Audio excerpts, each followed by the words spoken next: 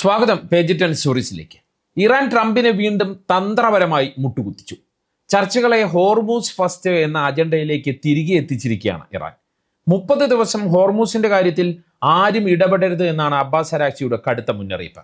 ഇങ്ങനെയുള്ള ബുദ്ധിപരമായ നീക്കത്തിലൂടെ ആണവ ചർച്ചകളെ താമസിപ്പിക്കാനും ഇറാന് കഴിഞ്ഞിരിക്കുകയാണ്. ഒപ്പം ചർച്ചാവേദി സ്വിറ്റ്സർലൻഡിൽ നിന്ന് ഖത്തറിലേക്ക് മാറ്റിച്ചതും ഇറാന്റെ തന്ത്രപരമായ വിജയമാണ് എന്നാണ് വിലയിരുത്തപ്പെടുന്നത്. അതുമാത്രമല്ല, ഉടൻ ചർച്ചകൾക്കില്ലെന്ന് പറഞ്ഞ് നയതന്ത്ര സമ്മർദ്ദം കൂട്ടുകയാണ് ഇറാൻ. അതേസമയം ചൊവ്വാഴ്ച ചർച്ച നടക്കുമെന്നാണ് അമേരിക്കൻ കേന്ദ്രങ്ങൾ പറയുന്നത്. ട്രംപിന്റെ മുന്നറിയിപ്പുകളെ അവഗണിച്ച് ഇറാൻ അമേരിക്കൻ കേന്ദ്രങ്ങളിൽ കനത്ത ആക്രമണം നടത്തിയതും അമേരിക്കയുടെ വിട്ടുവീഴ്ചയ്ക്ക് ഒരു കാരണമായി എന്നാണ് നിഗമനം. എന്തായാലും ഹോർമൂസിന്റെ അധികാരം സംബന്ധിച്ച അവ്യക്തത നിലനിർത്തിക്കൊണ്ട് ചർച്ചകളുമായി മുന്നോട്ടു പോകാനുള്ള അമേരിക്കയുടെ നിഗൂഢമായ തന്ത്രത്തിനാണ് തിരിച്ചടിയേറ്റത്. ഹോർമൂസിന്റെ കാര്യത്തിൽ തീരുമാനമെടുത്തിട്ട് മതി തുടർ ചർച്ച എന്നാണ് ഇറാൻ കർക്കശമായ നിലപാട് സ്വീകരിക്കുന്നത്. ഹോർമൂസിന്റെ പരമാധികാരത്തിൽ ഒരു തരത്തിലും വിട്ടുവീഴ്ച ചെയ്യാൻ ഒരുക്കമല്ല എന്നുള്ള നിലപാടാണ് ഇറാൻ ആവർത്തിക്കുന്നത്. ഈ നീക്കത്തിന് ഒമാന്റെ പിന്തുണ കൂടി ഉണ്ടെന്ന സംശയമാണ് ചില അമേരിക്കൻ കേന്ദ്രങ്ങൾ ഇപ്പോൾ ഉയർത്തുന്നത്. ഹോർമൂസിന്റെ ഭാവി പരിപാടികൾ സംബന്ധിച്ച് ഇറാനും ഒമാനും ഇപ്പോൾ ചർച്ചകൾ നടത്തുന്നതും സംശയത്തിന്റെ ശക്തി കൂട്ടുന്നു. ഹോർമൂസിന്റെ കാര്യത്തിൽ അമേരിക്ക പയറ്റിയ ഗൂഢതന്ത്രത്തെ വളരെ പെട്ടെന്ന് തിരിച്ചറിഞ്ഞ് ഇറാൻ മറുതന്ത്രം പയറ്റിയത് എങ്ങനെയാണ് എന്ന് നോക്കിക്കാണുകയാണ് ഈ വീഡിയോയിലൂടെ. വാർത്തകളുടെ ഉള്ളറിയാം. ആദ്യം അബ്ബാസ് അരാക്ചി ഹോർമൂസിനെ സംബന്ധിച്ച് ബാഗ്ദാദിൽ പറഞ്ഞത് എന്തെന്ന് നോക്കാം.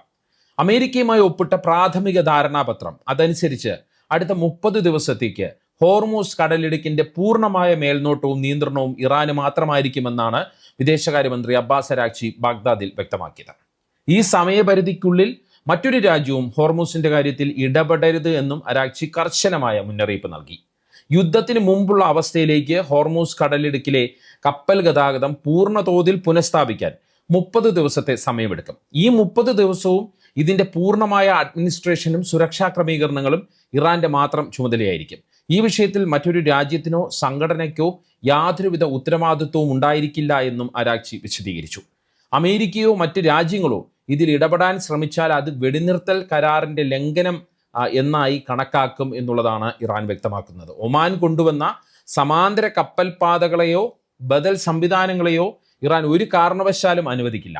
അത്തരം നീക്കം ഇനിയും ഉണ്ടായാൽ മേഖലയിൽ വീണ്ടും സംഘർഷം ഉണ്ടാകാനും ഹോർമൂസ് തുറക്കുന്നത് കൂടുതൽ വൈകാനും മാത്രമേ അത് കാരണമാകൂ എന്നും അരാക്ചി മുന്നറിയിപ്പ് നൽകി. അരാക്ചി പറഞ്ഞതിനെ വരികൾക്കിടയിലൂടെ വായിച്ചാൽ ഒരു കാര്യം നമുക്ക് മനസ്സിലാവും. ഹോർമൂസിന്റെ കാര്യത്തിൽ അമേരിക്കയുടെയും മറ്റ് ഗൾഫ് രാജ്യങ്ങളുടെയും കൈകൾ കെട്ടിയിടുക എന്ന തന്ത്രപരമായ നീക്കമാണ് ഇറാൻ നടത്തിയിരിക്കുന്നത്. അതിലൂടെ ചർച്ചകളെ ഹോർമൂസ് ഫസ്റ്റ് എന്ന അജണ്ടയിലേക്ക് ഇറാൻ എത്തിച്ചിരിക്കുകയാണ്.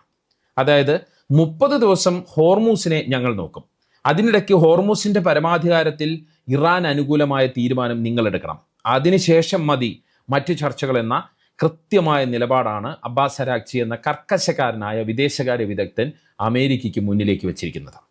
ഇനി എന്തുകൊണ്ടാണ് ഹോർമൂസിന്റെ കാര്യത്തിൽ വ്യക്തമായ ഒരു തീരുമാനമെടുക്കാതെ സാങ്കേതിക ചർച്ചകളുമായി മുന്നോട്ടു പോകാൻ അമേരിക്ക ശ്രമിച്ചത് എന്നതുകൂടി നമ്മൾ നോക്കിക്കാണണം. അവിടെയാണ് ചില കാര്യങ്ങൾ ഒളിഞ്ഞുകിടക്കുന്നത്.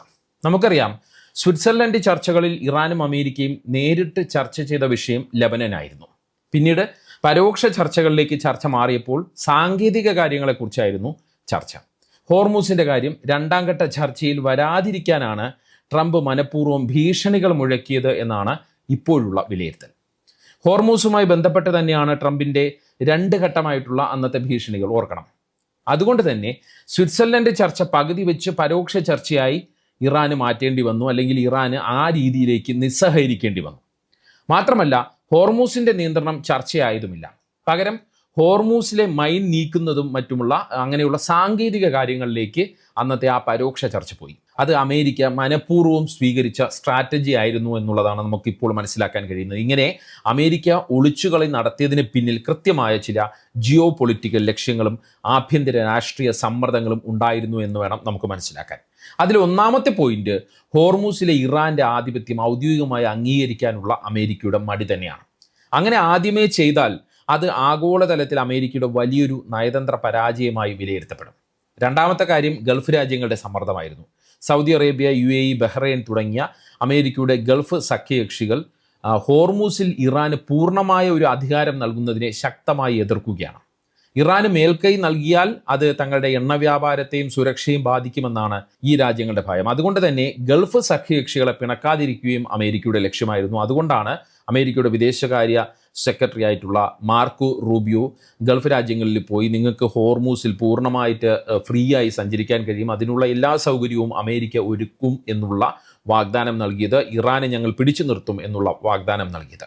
ഇനി മൂന്നാമത്തെ കാര്യത്തിലേക്ക് വന്നാൽ, ഹോർമൂസ് സംബന്ധിച്ച ചർച്ചകൾ നീണ്ടുപോകുന്നതിലൂടെ ഒമാൻ തീരത്തു കൂടിയുള്ള പുതിയ സമാന്തര കപ്പൽപാത പോലുള്ള ബദൽ സംവിധാനങ്ങൾ യാഥാർത്ഥ്യമാക്കാൻ അമേരിക്കയ്ക്കും സഖ്യകക്ഷികൾക്കും കൂടുതൽ സമയം കിട്ടും. ഹോർമൂസിന് പകരം ഒരു വഴി തുറന്നാൽ ഇറാന്റെ ഭീഷണിയുടെ തന്ത്രങ്ങളുടെ മൂർച്ച കുറയുമെന്ന് അമേരിക്ക കണക്കുകൂട്ടി. എന്നാൽ സ്വിറ്റ്സർലൻഡ് ചർച്ചകൾക്ക് ശേഷം വാൻസും ട്രംപും നടത്തിയ പ്രസ്താവനകളിൽ ഇറാൻ കൃത്യമായ അപകടം മണത്തു. ഹോർമൂസിലൂടെ കപ്പലുകൾ ഫ്രീയായി കടത്തിവിടാൻ ഇറാൻ സമ്മതിച്ചു എന്നാണ് വാൻസും ട്രംപും പറഞ്ഞത്. ഇതിലൂടെ കടുത്ത അമേരിക്കയുടെ ഉപരോധ നയങ്ങൾ വിജയമാണ് എന്ന് സ്ഥാപിക്കുകയായിരുന്നു വാൻസിന്റെയും ട്രംപിന്റെയും ലക്ഷ്യം.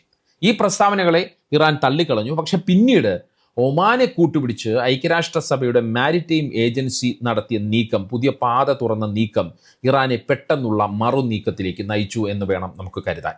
ഒമാൻ തീരത്തോട് ചേർന്ന് തുറന്ന ബദൽ പാത ഹോർമൂസിന്റെ വിലപേശൽ ശക്തി കുറയ്ക്കുമെന്ന് മനസ്സിലാക്കിയാണ് ഇറാൻ പുതിയ പാതയിലൂടെ പോയ കപ്പലിനെ ആക്രമിച്ചത്. ഇറാൻ തന്ത്രപരമായി നടത്തിയ ഈ പ്രകോപനം അതിൽ അമേരിക്ക വീഴുകയായിരുന്നു എന്നാണ് മുൻ നയതന്ത്രജ്ഞർ പോലും പറയുന്നത്. ഇറാന്റെ ആക്രമണത്തെ കണ്ടില്ല എന്ന് നടിക്കുകയായിരുന്നു അമേരിക്ക ചെയ്യേണ്ടിയിരുന്നത് എന്നാണ് അമേരിക്കൻ അനുകൂലരായിട്ടുള്ള വിശകലന വിദഗ്ധരും പറയുന്നത്. പകരം അമേരിക്ക ഇറാനെ ആക്രമിച്ചതോടെ ഹോർമൂസിലുള്ള വിലപേശൽ ശക്തി ഇറാൻ പ്രകടമാക്കുകയായിരുന്നു, അത് വീണ്ടെടുക്കുകയായിരുന്നു എന്ന് പറയാം. ഗൾഫിലെ അമേരിക്കൻ കേന്ദ്രങ്ങൾ ആക്രമിച്ചതിന് പുറമെ ഖത്തറിന്റെ എണ്ണയുമായി പോയ MT കിക്കു എന്ന കപ്പലിലേക്കും ഇറാൻ ആക്രമണം നടത്തി. പനാമയുടെ പതാക ഘടിപ്പിച്ച ഈ കൂറ്റൻ കപ്പൽ ഖത്തറിന്റെ അൽ ഷഹീൻ എണ്ണപ്പാടത്തു നിന്നും 20 ലക്ഷം ബാരൽ അസംസ്കൃത എണ്ണയുമായി UAEയുടെ ഫുജൈറ തുറമുഖത്തേക്ക് പോവുകയായിരുന്നു. കപ്പലിന്റെ യാത്ര തടസ്സപ്പെടുത്തുക എന്ന കൃത്യമായ ലക്ഷ്യത്തോടെയാണ് ഇറാൻ ആക്രമണം നടത്തിയത്. മാത്രമല്ല, ട്രംപിന്റെ ഭീഷണിക്ക് പുല്ലുവില കൊടുത്തുകൊണ്ട് ബഹ്റൈനിലേക്കും കുവൈറ്റിലേക്കും അവിടെയുള്ള 8 അമേരിക്കൻ കേന്ദ്രങ്ങളിലേക്ക് ഇറാൻ കനത്ത ആക്രമണം തന്നെ നടത്തി. ഇവിടങ്ങളിൽ വലിയ തോതിൽ നാശനഷ്ടം അമേരിക്കയ്ക്ക് ഉണ്ടായി എന്നാണ് അന്താരാഷ്ട്ര മാധ്യമങ്ങൾ പോലും റിപ്പോർട്ട് ചെയ്യുന്നത്. ട്രംപിന്റെ ഭീഷണിയെ തുടർച്ചയായി അവഗണിച്ചുകൊണ്ട് ഇറാൻ കൂടുതൽ കടുപ്പിക്കുന്നു എന്ന് തോന്നിച്ചതോടെയാണ് മധ്യസ്ഥ രാജ്യമായ ഖത്തർ വീണ്ടും ഇടപെട്ടത്. ഹോർമൂസ് വിഷയത്തിൽ ഉടൻ ചർച്ച നടത്തണമെന്ന നിർദ്ദേശം ഖത്തർ മുന്നോട്ട് വെച്ചു എന്നാണ് വിവരം. ഇത് അമേരിക്കയും സമ്മതിച്ചു എന്നാണ് പറയപ്പെടുന്നത്. ഉടൻ ചർച്ച നടക്കുമെന്നാണ് ആക്സിയോസ് പോലുള്ള മാധ്യമങ്ങൾ റിപ്പോർട്ട് ചെയ്യുന്നത്. എന്നാൽ നേരിട്ടുള്ള ചർച്ചയുടെ കാര്യത്തിൽ തീരുമാനമെടുത്തിട്ടില്ല എന്നാണ് ഈ വീഡിയോ തയ്യാറാക്കുന്നതുവരെ ഇറാൻ എടുത്തിട്ടുള്ള നിലപാട്. അതായത് ഉടൻ ചർച്ചയ്ക്ക് സമ്മതിച്ച് സമ്മർദ്ദ ശക്തി കുറയ്ക്കാൻ ഇറാൻ ആഗ്രഹിക്കുന്നില്ല എന്നാണ് സൂചന. എന്നാൽ സ്റ്റീവ് വിറ്റ്കോഫും ജാരഡ് കുഷ്ണറും ഖത്തറിൽ നടക്കുന്ന ചർച്ചകളിൽ പങ്കെടുക്കുമെന്നാണ് വൈറ്റ് ഹൗസും ട്രംപും അറിയിക്കുന്നത്. എന്തായാലും എപ്പോൾ ചർച്ച നടന്നാലും ഹോർമൂസിന്റെ പരമാധികാരവും നിയന്ത്രണവും സംബന്ധിച്ച കാര്യം തന്നെ ചർച്ച ചെയ്യുമെന്ന് ഉറപ്പാക്കാൻ ഇറാന് ഈ നീക്കങ്ങളിലൂടെ കഴിഞ്ഞിരിക്കുകയാണ്. ഇവിടെയാണ് ഒമാന്റെ നീക്കങ്ങൾ സംബന്ധിച്ച ചില വിലയിരുത്തലുകളും പുറത്തു വരുന്നത്. ഹോർമൂസിന് ബദലായി ഒമാൻ തങ്ങളുടെ തീരത്തോട് ചേർന്ന് ഒരു പുതിയ സമാന്തര കപ്പൽ പാത പ്രഖ്യാപിച്ചത്, അതാണ് ഞാൻ നേരത്തെ സൂചിപ്പിച്ചത്. അത് ഇന്റർനാഷണൽ മാരിടൈം ഓർഗനൈസേഷന്റെ സഹകരണത്തോടെയാണ് അങ്ങനെ ഒരു കപ്പൽ പാത ഒമാൻ പ്രഖ്യാപിച്ചത്. ഇങ്ങനെ ഒരു നീക്കത്തിന് ഒമാൻ മുതിർന്നത് അമേരിക്കയുടെ കനത്ത സമ്മർദ്ദത്തിന്റെ ഫലമായിട്ടായിരുന്നു. ഇത് പ്രഖ്യാപിച്ച ഉടനെ ഇറാന്റെ റവല്യൂഷണറി ഗാർഡ് കോർപ്സ് ഒമാനെതിരെ കടുത്ത ഭാഷയിൽ പ്രതികരിച്ചു. തങ്ങളോട് ആലോചിക്കാതെ പുതിയൊരു പാത അനുവദിക്കില്ല എന്നും കപ്പലുകൾ ഇറാൻ നിർദ്ദേശിക്കുന്ന വഴിയിലൂടെ മാത്രമേ പോകാവൂ എന്നും അവർ കർശനമായ മുന്നറിയിപ്പ് നൽകി. എന്നാൽ ഒമാൻ ഈ പാത തുറന്നതുവഴി ഇറാന് കാര്യങ്ങൾ എളുപ്പമായി എന്നുള്ളതാണ് സത്യം. കാരണം ഒമാന്റെ പാതയിലൂടെ കപ്പലുകൾ പോയപ്പോഴാണല്ലോ ഇറാൻ ആക്രമണം നടത്തിയത്. ഇതോടെയാണ് ഒമാൻ സ്വീകരിച്ചത് ഇരട്ട നയം ആണെന്നുള്ള ചില ചർച്ചകൾ ഉയർന്നു വരുന്നത്. ഒരേ സമയം അമേരിക്കയുടെ സമ്മർദ്ദത്തിന് വഴിപ്പെടുകയും അതേസമയം ഇറാനെ സഹായിക്കുകയും ചെയ്യുന്ന നിലപാടാണ് ഒമാൻ സ്വീകരിക്കുന്നത് എന്നതാണ് പുതിയ വിലയിരുത്തൽ. മാത്രമല്ല, തിങ്കളാഴ്ച ഇറാന്റെ ഡെപ്യൂട്ടി വിദേശകാര്യമന്ത്രി കാസിം ഗരീബാബാദിയും ഒമാൻ വിദേശകാര്യ മന്ത്രാലയ പ്രതിനിധി അബ്ദുൽ അസീസ് അൽ ഹിനായിയും തമ്മിൽ ആദ്യ ജോയിന്റ് ഹോർമൂസ് കമ്മിറ്റി മീറ്റിംഗ് മസ്കറ്റിൽ നടത്തുകയും ചെയ്തു.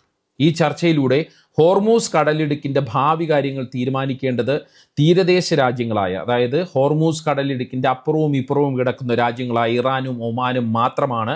അതിൽ അമേരിക്കയ്ക്ക് യാതൊരു അവകാശവുമില്ല എന്നുള്ള സന്ദേശമാണ് ഇറാൻ നൽകുന്നത്, ഒമാൻ നൽകുന്നത്. ഇത് ഇറാന്റെ വളരെ ബുദ്ധിപരമായ ഒരു നയതന്ത്ര നീക്കമായിട്ടാണ് അന്താരാഷ്ട്ര വിദഗ്ധരെല്ലാം വിലയിരുത്തുന്നത്. ഒമാനെ കൂടെ നിർത്തി ഹോർമൂസിന്റെ നിയന്ത്രണം തങ്ങളുടെ കൈകളിൽ ഭദ്രമാക്കുകയാണ് ഇറാൻ ചെയ്തിരിക്കുന്നത്.